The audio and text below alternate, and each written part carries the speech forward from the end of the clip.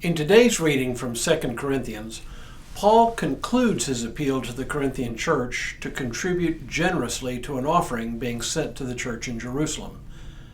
Read carelessly, one could get the impression from Paul that the one who gives money will receive more money in return. But that's not really a fair reading of Paul, and in fact is the source of one of the most pernicious errors in the modern church, the so-called prosperity gospel. Hello, I'm Stuart, pastor of First Presbyterian Church of Tyler, Texas, and this is your daily devotional for Saturday, June 10th, 2023. I'm usually pretty generous in my treatment of others in the church whose beliefs and practices are different from my own. Recall that I recently did an entire series on the many faces of faith, the point of which was that none of us fully embodies the whole gospel, and that others, both individuals and traditions, often express important truths and are worthy of our respect, even when we don't agree with them. But there are a few movements in the church that have earned my disdain, and one of them is the so-called prosperity gospel.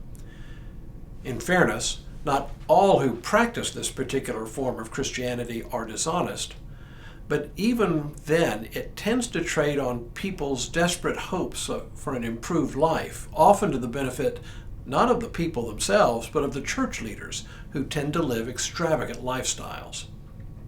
Let's listen to what Paul says, though.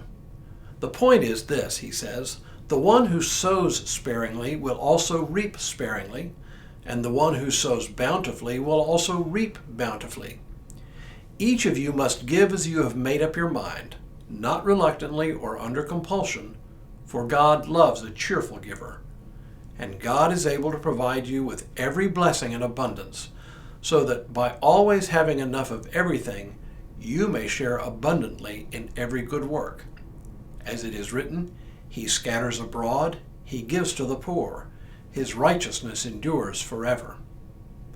He who supplies seed to the sower and bread for food will supply and multiply your seed for sowing and increase the harvest of your righteousness.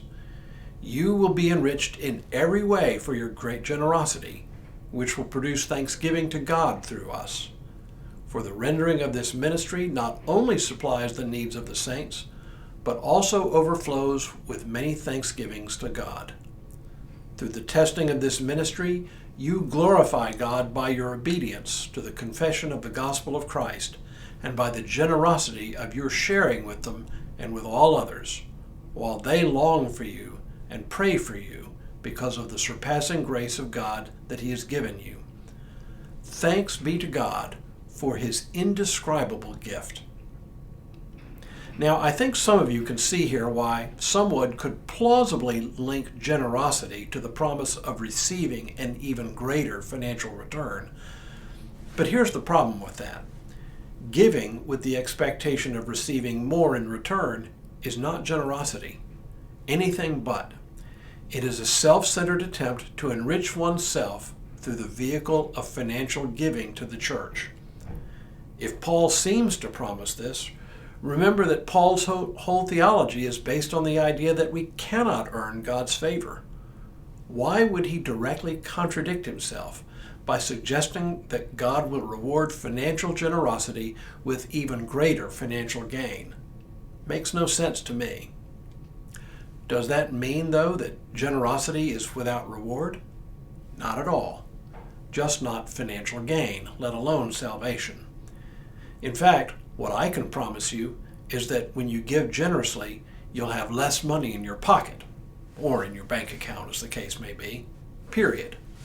No, the reward for generosity is the satisfaction of having participated meaningfully in God's kingdom and spreading the good news of God's grace. A second reward is the increase of God's gift of generosity. The more generous we are, the more generous we tend to become. Finally, a generous heart is one that is turned more and more to God. As Jesus said, "Where your treasure is, there your heart will be also." What Paul is really saying is that our generosity reflects the generosity of God, and that in our generosity, God is glorified. That's why he ends his whole discussion of generosity by his doxological conclusion, "Thanks be to God for his indescribable gift." The spirit of generosity is one of God's good gifts, and it is a gift that keeps on giving. When we return on Monday, Paul mounts a defense of his apostolic authority. But for now, may God continue to bless you and keep you in all that you do this day and in all the days ahead.